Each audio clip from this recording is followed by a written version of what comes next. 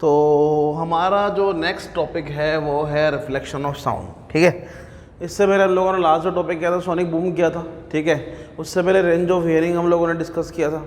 ठीक है, और भी काफ़ी सारे टॉपिक डिस्कस किए थे। ठीक है, तो काफ़ी इंपॉर्टेंट थे। आज जो टॉपिक डिस्कस करने वाले हैं हम लोग वो है रिफ्लेक्शन ऑफ साउंड। साउंड के रिफ्लेक्शन की हम लोग यहाँ बात करने वाले हैं। बहुत ही आसान टॉपिक है ये। अगर आपने लाइट का रिफ्लेक्शन कभी पढ़ा है तो डेफिनेटली साउंड का रिफ्लेक्शन आपको इजीली समझ में आ जाएगा। अब लाइट का रिफ्लेक्शन क्या होता है, पहले लाइट को समझते हैं, उसके बाद हम लोग इसके रिफ्लेक्शन की बात करेंगे। लाइट का रिफ्लेक्शन क्या होता है?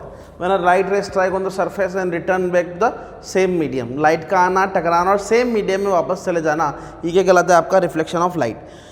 सेम ऐसे ही किसका रिफ्लेक्शन होगा? आपका साउंड का। साउंड वेव का जाना, टकराना और सेम मीडियम में स्ट्राइक करके वापस आ जाना, वो क्या कहलाता है? आपका रिफ्लेक्शन ऑफ साउंड। अगर मैं इसका स्टेटमेंट बोलूँ तो स्टेटमेंट क्या बोलूँगा कि मतलब sound wave strike on the surface and return back to the same medium. मतलब साउंड का जाना, टकरा कर सेम मीडियम में वापस आ जाना, ये क्या कहलाता है? आपका reflection of sound.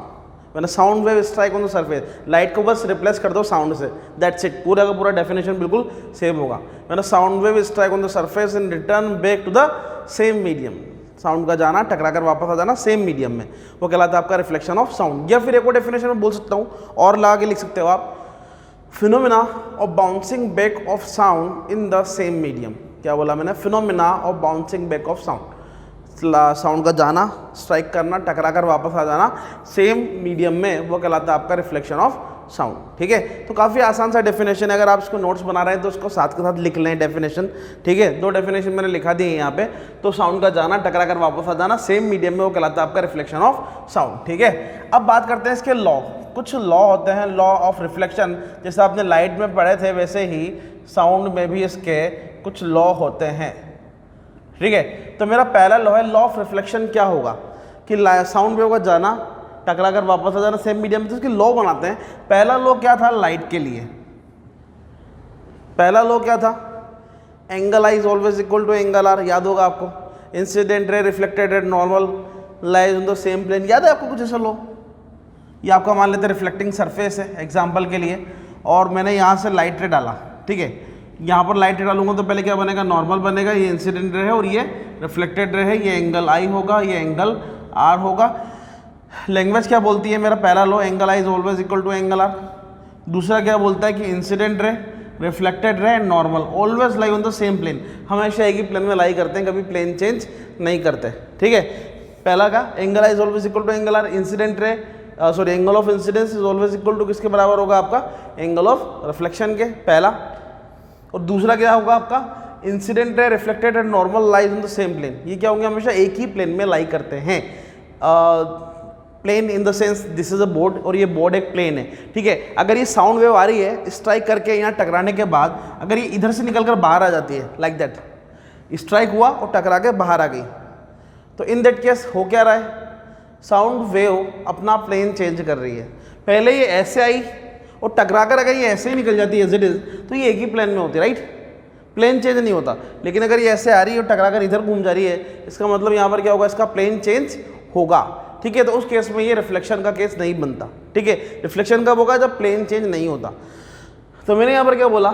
Incident ray, reflected ray, normal, this is your reflected ray and normal always lie on the same plane. Normal क्या होता है आपका? परपेंडिकुलर टू द सरफेस, जानते होंगे पहले ही, काफ़ी कॉमन सी चीज़ है।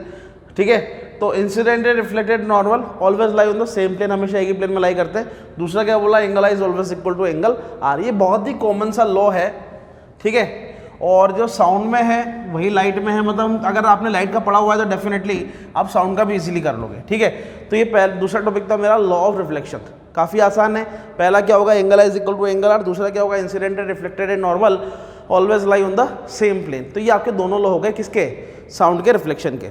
अब बात करते हैं इसका एक्सपेरिमेंटल सपोर्ट। अब इसका एक्सपेरिमेंट करते हैं कि सच में ऐसा हुआ है या नहीं होता। हमने क्या किया? इसका मतलब जो मेन पार्ट है वो यही लगता है मुझे तो, और कुछ नया नहीं है इसके अंदर। नया बस इतना ही है, इसका एक्सपेरिमेंटल सपोर्ट थोड़ा अलग तरह से दिया हुआ है। ये मान लेते हैं आपका एक रिजिड सरफेस है, बीच में मैंने क्या लगा दिया? एक स्क्रीन लगा दिया हुआ है। ठीक है, और यहाँ पे इस तरह मैंने दो पाइप रखे हुए हैं सरफेस पे, it is look like that. ठीक है, यहाँ पे मैंने अपना कान रखा हुआ है एज एन ऑब्जर्वर। यहाँ मैंने एक म्यूज़िक प्लेयर रखा हुआ है, या म्यूज़िक को मैंने क्या किया, प्ले किया यहाँ पे इस जगह। ठीक, जब मैं म्यूज़िक प्ले करूँगा तो ये क्या होगा, म्यूज़िक यहाँ से ट्रैवल करता हुआ जाएगा, यहाँ स्ट्राइक होगा और यहाँ पर मुझे सुनाई देगा। ऐसा कुछ इसका अरेंजमेंट है। ये बॉडी रिजिड सरफेस है, ये स्क्रीन एक सरफेस है, और बीच में मैंने यहाँ आसपास मैंने क्या लगाए हुए हैं, आपके 2 होलो पाइप लगाए हुए हैं। पाइप की स्पेशलिटी क्या है कि दोनों पाइप जो हैं वो पॉलिश फ्रॉम इनसाइड। पाइप की स्पेशलिटी क्या है कि पाइप को मैंने अंदर से क्या किया हुआ है भैया, पॉलिश किया हुआ है। अब क्यों किया हुआ है, प्रॉपर रिफ्लेक्शन के लिए। ठीक है, अगर मान लीजिए अंदर वाला जो पाइप है वो पॉलिश सरफेस ना होकर एक रफ सरफेस होता तो क्या जो साउंड का रेगुलर रिफ्लेक्शन हो पाता? सोच कर देखिए कैसा रिफ्लेक्शन होता अगर सरफेस आपका रफ होता तो? इररेगुलर रिफ्लेक्शन, समझ रहे हो? आप सोचिए लाइट में क्या होता था, सरफेस आपका स्मूथ होगा तो कैसा रिफ्लेक्शन होगा, रेगुलर रिफ्लेक्शन। रफ होगा तो कैसा रिफ्लेक्शन होगा आपका, इररेगुलर रिफ्लेक्शन। वैसे ही यहाँ पे क्या होता है, आपका पाइप का जो सरफेस अंदर से कैसा बनाते हैं हम लोग, स्मूथ सरफेस, पॉलिश सरफेस। क्यों? क्योंकि ताकि जो रिफ्लेक्शन हो वो रेगुलर हो, और रेगुलर रिफ्लेक्शन से क्या होगा, जो रिफ्लेक्शन होता है, रिफ्लेक्टेड रे है वो बहुत प्रॉपर आती है हमारे पास। ठीक है, तो ये म्यूजिक सिस्टम मैंने ऑन किया, साउंड यहाँ से जाएगा इस तरह, इस फॉर्म में जाएगा और यहाँ पे टकराते हुए मुझे सुनाई देगा। ठीक है, और क्यों किया हमने ऐसा आपको बता दिया मैंने, ये पॉलिश फ्रॉम इनसाइड है। ठीक है, हाँ, अगर मैं मान लेता हूँ कि यहाँ से साउंड एंटर कर रहा है तो यहाँ से साउंड क्या कर रहा है, बाहर एग्जिट कर रहा है। ठीक है, अगर मैं मान लूँ ये आपका इंसिडेंट साउंड है तो ये डेफिनेटली कौन सा साउंड होगा आपका, ये रिफ्लेक्टेड साउंड होगा, राइट। ठीक है, और ये बीच में जो स्क्रीन मैंने लगाया हुआ है क्या है, इसके लिए एक बीच में नॉर्मल का काम कर रही है। ठीक है, तो ये वाला पार्ट क्या हो जाएगा आपका, एंगल आई, और ये वाला पार्ट क्या बन जाएगा आपका, angle R. In that situation मेरा रूल काम करना चाहिए, angle I is always equal to angle R. मैं कहा ठीक है। दूसरी condition, incident ray, reflected ray and normal जो ये दिया हुआ है always lie on the same plane, एक ही प्लेन में। मेरी दूसरी कंडीशन सेटिस्फाई हो रही है, पहली वाली का मुझे नहीं पता। अभी मैंने क्या किया है, जब मैंने ये अरेंजमेंट बनाया है तो मुझे ये नहीं पता कि ये रियल में angle I is equal to angle R है भी कि नहीं है। ठीक है, तो मैंने इनिशियली क्या किया, मैंने इसको इस तरह का अरेंजमेंट लिया जब angle I is equal to angle R नहीं थे, और मैंने ये वाला जो पार्ट था उसको मैंने क्या कर दिया, पहले वाले अरेंजमेंट में फिक्स कर दिया। ठीक है, अब इसको जब मैं फिक्स कर दूंगा, ठीक है, तो इसका जो एंगल है वो तो चेंज होने वाला नहीं है। अब एंगल किसका चेंज कर सकता हूँ मैं, ये वाला। मैंने यहाँ पर म्यूजिक ऑन किया हुआ है, मैं यहाँ पर साउंड सुन रहा हूँ, लेकिन मेरे दिमाग में कन्फ्यूज़न है कि यहाँ पर ये जो एंगल है वो मुझे नहीं पता कि दोनों बराबर हैं, ये इक्वल है या equal, I don't know, seriously I don't know. अब मैंने क्या किया, ये चेक करने के लिए कि साउंड का इंटेंसिटी जो मुझे सुनाई दे रहा है यहाँ पे वो किस पॉइंट पर मैक्सिमम होगा, we have to check this point. मुझे वो पॉइंट फाइंड आउट करना है कि वो पॉइंट कहाँ पर होगा जहाँ पर साउंड का इंटेंसिटी लेवल मैक्सिमम है, तो साउंड मुझे मैक्सिमम सुनाई दे। ठीक है, लाउड साउंड सुनाई दे, समझो उसको। तो मैंने क्या किया, इस मूवेबल पाइप को मैं धीरे धीरे क्या कर रहा हूँ, ऊपर शिफ्ट कर रहा हूँ। मतलब ये आर का वैल्यू धीरे धीरे इंक्रीज कर रहा हूँ। पहले क्या कर रहा हूँ, धीरे धीरे ऊपर ले जाऊँगा, और क्या चेक कर रहा हूँ मैं, यहाँ ऊपर ले जाकर चेक क्या कर रहा हूँ, मैं चेक कर रहा हूँ कि साउंड का जो लाउडनेस है, साउंड मैक्सिमम मुझे कहाँ सुनाई दे रहा है वो मैं चेक कर रहा हूँ। पहले धीरे धीरे करके इसको ऊपर करके शिफ्ट कर गया, ऊपर किया मैंने शिफ्ट, फिर धीरे धीरे करके क्या कर रहा हूँ, नीचे लेकर आ रहा हूँ, इस साइड में लेकर आ रहा हूँ, यहाँ लेके आ रहा हूँ। चेक कर रहा हूँ कि ऐसा कौन सा पॉइंट है जहाँ पर साउंड का जो इंटेंसिटी है, साउंड का लाउडनेस है, मुझे मैक्सिमम सुनाई दे रहा है, साउंड मुझे मैक्सिमम सुनाई दे रहा है। ठीक है, तो मैंने क्या किया, 2-3 बार इसको चेक किया और मैंने एक पॉइंट ऐसा आइडेंटिफाई किया यार यहाँ ये एक पॉइंट है जहाँ पर साउंड का इंटेंसिटी या साउंड का जो वैल्यू है मैक्सिमम मुझे सुनाई दे रहा है। ये मैंने पॉइंट फाइंड आउट किया और यहाँ पर उसको क्या कर दिया, जहाँ पर मुझे साउंड मैक्सिमम सुनाई देगा वहाँ मैंने स्वाइप को क्या कर दिया, फिक्स कर दिया। ठीक है, समझ में आ रहा है। अब मैंने क्या करना है, फिर मैंने इन दोनों एंगल को चेक करना है। जब ये साउंड मुझे मैक्सिमम सुनाई देगा उस पॉइंट पे फिक्स करने के बाद मैं इन दोनों एंगल को चेक करूंगा and you will get your answer. In that case angle I is definitely your angle R. इस सिचुएशन में क्या होगा, एंगल आई किसके बराबर हो जाएगा, एंगल आर के बराबर। ठीक है, तो ये एक छोटा सा एक्सपेरिमेंट था ये प्रूव करने के लिए कि साउंड का रिफ्लेक्शन होता है और उस केस में भी angle I is equal to angle R ही होता है। ठीक है, तो ये छोटा सा एक्सपेरिमेंट है, काफ़ी आसान है, बहुत ही आसान है। हाँ, कभी एग्जाम में सब्जेक्टिव आते हैं तो इसके बारे में ज़्यादा नहीं पूछता, लेकिन ये फिगर अगर बना सकते हो तो बना दे, कोई बड़ी चीज़ नहीं है। ठीक है, हाँ, इसको निकालेंगे कैसे। मान लीजिए आपने एक अपना वो आता है डी चेक करने के लिए, एंगल निकालने के लिए देखा होगा आप लोगों ने, यहाँ एंगल बने होते हैं 0 से लेकर 90 तक, फिर इस तरह एंगल बने होते हैं। आज समझ में आ रहा है? उससे मैं क्या करूँगा, मान लो मैं इसको यहाँ पर रख देता हूँ, इस जगह रख दिया मैंने, डी को इस जगह रख दिया। अब मैं चेक करूँगा कि ये वैल्यू कितना आ रहा है। तो पहले ये वैल्यू कुछ मिल जाएगा मुझे, ये वाला पहले निकाल लेंगे, और 90 प्लस जो वैल्यू आएगा वो निकाल लेंगे। ये वैल्यू किस में आएगा? 90 प्लस में। समझ रहे हो? तो मेरे दोनों आंसर में से निकाल सकता हूँ, मुझे कंफर्म हो जाएगा कि ये दोनों एंगल एक दूसरे के बराबर है। मतलब निकालने का तरीका आपको बता रहा हूँ, कुछ नहीं है। तो ये छोटा सा पार्ट है। नेक्स्ट करते हैं इसी का पार्ट, ये मैं हटा रहा हूँ। नेक्स्ट क्या होगा आपका? Application of reflection of sound. Reflection of sound का एप्लीकेशन हम लोग देखने वाले हैं।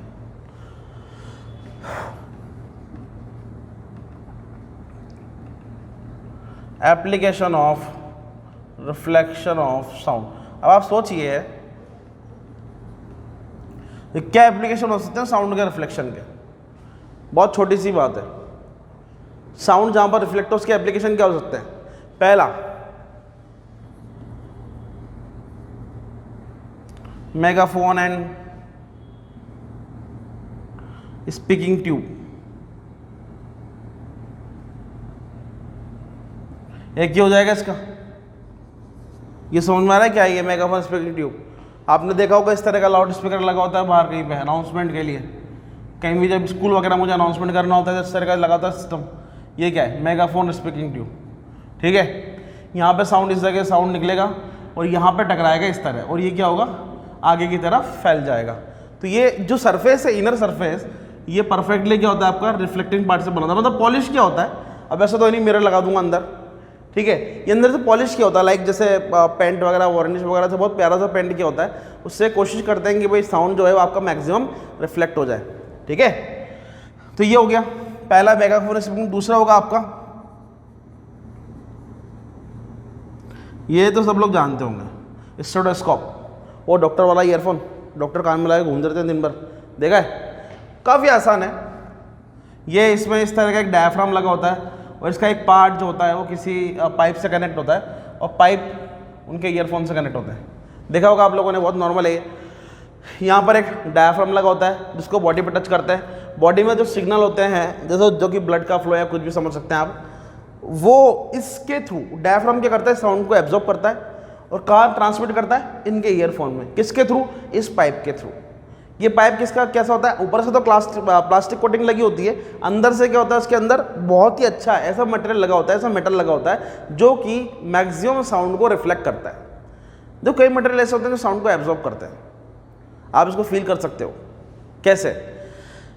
एक बड़े से रूम में जाओ, रूम को पूरा खाली कर दो, पूरा खाली, बिल्कुल खाली कर दो, और वहाँ पे बात करो। जब बात करोगे तो साउंड गूंजेगा, इधर उधर से आवाज़ आने लगेगी आपको।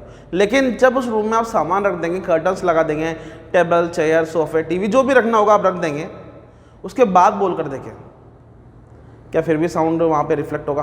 गूंजेगा ऐसे? ओ, इससे आवाज़ आएगी? नहीं आएगी। क्यों हो रहा है ऐसा? क्योंकि जो मटेरियल आसपास रखा हुआ है आप लोगों ने, वो क्या कर रहा है? वो क्या कर रहा है? साउंड को एब्जॉर्ब कर रहा है, राइट? ठीक है, तो साउंड का एब्जॉर्प्शन हो कर लेता है, कोई भी बॉडी कर लेती है, इजीली कर लेती है। तो यहाँ पर मैं ऐसी बॉडी काम में ले रहा हूँ जो साउंड को इजीली एब्जॉर्ब ना कर पाए, वो ओनली क्या करे? साउंड को रिफ्लेक्ट करे। तो डेफिनेटली अंदर जो बॉडी होगी कैसी होगी? अच्छी क्वालिटी की होगी, पॉलिश्ड बॉडी होगी। ठीक है, और इसके थ्रू क्या करते हैं? कानों तक सिग्नल पहुँचाते हैं। तो स्टेथोस्कोप में इसका यूटिलाइजेशन है। एक होता है साउंड बोर्ड।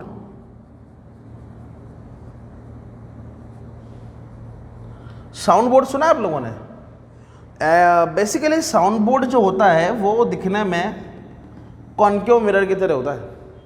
ठीक है, कॉन्केव मिरर। और ये कहाँ काम आता है आपका साउंड बोर्ड? ये बेसिकली काम आता है आपका ऑडिटोरियम में।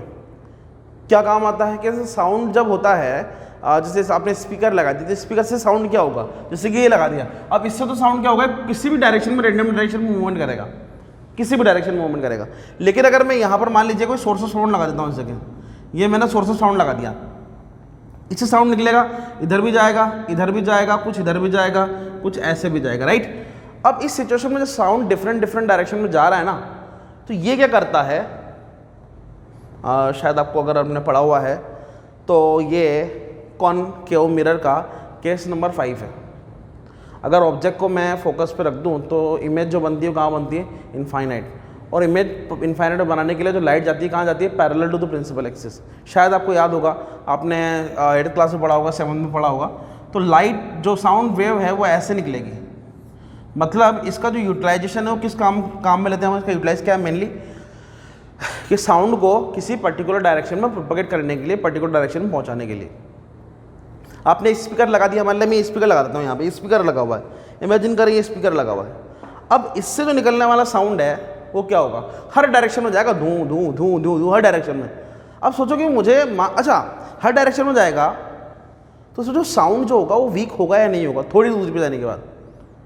सोच के देखो, मैं आपको आवाज़ दे रहा हूँ, हेलो हाउ आर यू, एक साउंड की इंटेंसिटी को समझो, ठीक है।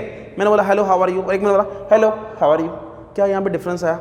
इस केस में साउंड जो होगा हर डायरेक्शन में फैल रहा है, हर डायरेक्शन में, जब मैं इसे नॉर्मली बोल रहा हूँ, ठीक है। और निकल कहाँ से रहा है, यहाँ से, ये सोर्स ऑफ साउंड है, समझ ले स्पीकर है, बोला जा रहा है ये इसकी तरह, ठीक है। और अगर मैं ऐसे बोलता हूँ तो क्या मैंने अपने साउंड को किसी पर्टिकुलर डायरेक्शन में भेज दिया, या ऐसे बोल दूँ, या ऐसे बोल दूँ, या ऐसे बोल दूँ? आपने खुद ने जर्नली कभी रियलाइज़ किया होगा कि आपको कोई फ्रेंड है, वो काफ़ी दूरी पे खड़ा हुआ है, आप चिल्ला रहे हो है हाय सुन सुन सुन भाई, लेकिन वो सुन नहीं रहा है, आपकी आवाज़ तक पहुँच नहीं पा रही है, तो आप क्या करते हो फाइनली, अरे भैया सुनना, व्हाट इज़ दिस। आपने क्या किया भैया, साइंस का फिजिक्स का यूज़ किया आपने, ठीक है। आपने क्या किया, सारी एनर्जी को, सारी साउंड वेव को आपने एक साथ कलेक्ट करके एक डायरेक्शन में प्रोपगेट किया है, एक ही डायरेक्शन में प्रोपगेट किया है, एक डायरेक्शन में फैलाया आपने उसको, सिर्फ एक डायरेक्शन में। अब डेफिनेटली अभी जो साउंड पहले इधर जा रहा था 4 जगह, वो अब क्या कर रहा है, कलेक्ट होके एक ही डायरेक्शन में जा रहा है।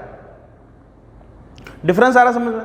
तो वैसे ही अगर मैं स्पीकर को यहाँ लगा दूंगा, मतलब डायरेक्टली लगाऊंगा रेंडमली, तो वो हर डायरेक्शन में फैलेगा, लेकिन मुझे किसी पर्टिकुलर डायरेक्शन में साउंड को पहुंचाना है तो मैं क्या करूंगा, साउंड बोर्ड का यूज़ करूंगा, ठीक है। तो ये छोटे से इसके एप्लीकेशन है रिफ्लेक्शन ऑफ साउंड के, और भी 2-4 यूज़ कर सकते हो, इतना बड़ा इंपॉर्टेंट टॉपिक भी नहीं है। क्वेश्चन अगर बनता है कभी से तो रिफ्लेक्शन से बन जाता है, इतने एप्लीकेशन वगैरह से क्वेश्चन नहीं आता है। हाँ, अगर सब्जेक्टिव पूछा तो पूछ सकता है, ठीक है। तो नेक्स्ट टॉपिक करते हैं, थैंक यू।